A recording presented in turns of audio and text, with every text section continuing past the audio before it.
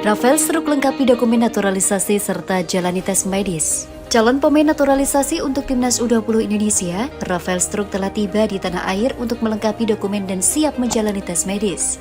Rafael Struijk telah tiba di Jakarta pada Kamis 15 Desember 2022 malam. Kedatangan Rafael Struijk ini memenuhi panggilan dari PSSI untuk mengurus kelengkapan dokumen buat naturalisasi.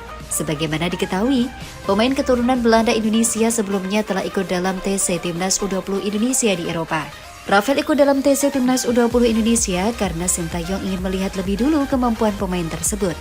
Sebab kedatangannya saat itu disambut sebagai pemain trial, dengan status tersebut, Rafael pun mampu unjuk diri selama mengikuti TC Timnas U20 Indonesia yang tepatnya berlangsung di Spanyol. Rafael mampu menunjukkan penampilan terbaiknya saat Indonesia menjalani laga persahabatan melawan Slovakia. Dalam laga Costa Calida Región de Murcia Football Week di Pinatar Arena Spanyol, Sabtu 19 November 2022, Rafael mencetak gol debutnya bersama Timnas U20 Indonesia. Rafael mencetak gol tepat pada menit ke-28 dan itu menjadi satu-satunya gol Timnas U20 Indonesia. Sebab Indonesia kalah 1-2 dari Slovakia dalam laga tersebut. Setelah unjuk gigi dalam trial tersebut, pelatih Timnas U20 Indonesia pun akhirnya kepincut. Sintayong akhirnya merekomendasikan Rafael untuk diproses naturalisasi bersama dua pemain lainnya, yakni Justin Hubner dan Ivar Jenner. Pemain klub Liga 2 Belanda ADO Den Haag ini pun datang ke Indonesia untuk melengkapi dokumen naturalisasi. Kedatangan Rafael ke Indonesia akan menjalani tes medis dan mengurus kelengkapan dokumen di tanah air, tulis pernyataan PSSI. Pemain berusia 19 tahun ini bakal menjalani proses naturalisasi seperti dua pemain keturunan sebelumnya. Selain melengkapi dokumen, tentu saja akan ada tes medis juga. Dengan kedatangan Rafael ini, tentu saja saat ini terdapat 3 pemain yang bakal diproses naturalisasinya untuk Timnas U20 Indonesia.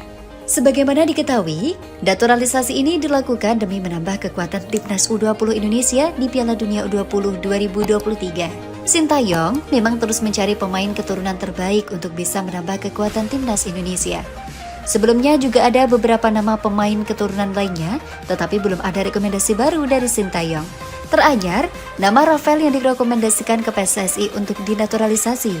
Sementara itu, Rafael sendiri saat ini memperkuat ADO Den Haag setelah sebelumnya menimba ilmu di Academy for Sport. Kemudian pernah pindah ke RKAVV Leidschendam pada 2022. Rafael juga pernah main di Keukenkampion Divisi dalam 2 laga dan ini bersama ADO Den Haag U21. Rafael bisa main sebagai winger kiri, bisa juga jadi winger kanan hingga penyerang utama.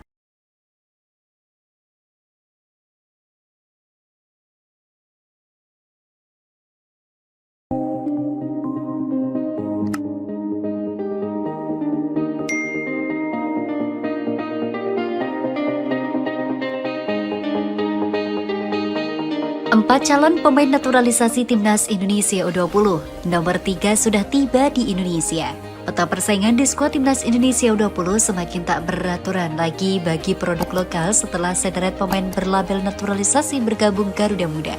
Di bawah komando Sintayong, Timnas Indonesia U20 dipersiapkan untuk 2 turnamen besar di tahun 2023, Piala Asia U20 2023 dan Piala Dunia U20 2023. Komposisi pemain penting untuk disimak. Seiring waktu berlalu, produk lokal semakin tergeser dengan kebijakan naturalisasi dan pemain keturunan di Eropa. Berbeda di masa lalu, saat nama-nama produk lokal mencuat termasuk Evan Dimas Darmono hingga Egy Maulana Fikri di tubuh skuad Garuda Muda. Kini nama pemain asing keturunan Indonesia lebih banyak diminati. Kini setidaknya ada 4 pemain keturunan yang sudah membela Timnas Indonesia U20. Lantas siapa saja mereka? Berikut ini sederet pemain keturunan yang sudah bermain membela Timnas Indonesia U20. Pertama, Justin Hubner. Semenjak menjalani pemusatan latihan di Eropa, Justin Hubner sudah bergabung dengan skuad asuhan Sintayong, termasuk berlaga di ajang Costa Calida Región de Murcia Football Week 2022.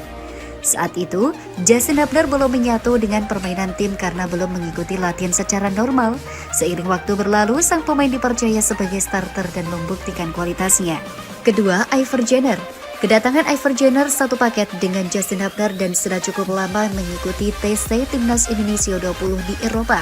Kehadirannya menjadi pilihan tersendiri bagi Sintayong guna kedalaman skuad dan seiring berjalannya waktu, Ivar dan Justin sukses beradaptasi dengan kondisi tim. Ketiga, Rafael Struijk. Berbeda dengan dua pemain sebelumnya, nama Rafael Struijk termasuk masih segar di ingatan penikmat sepak bola tanah air.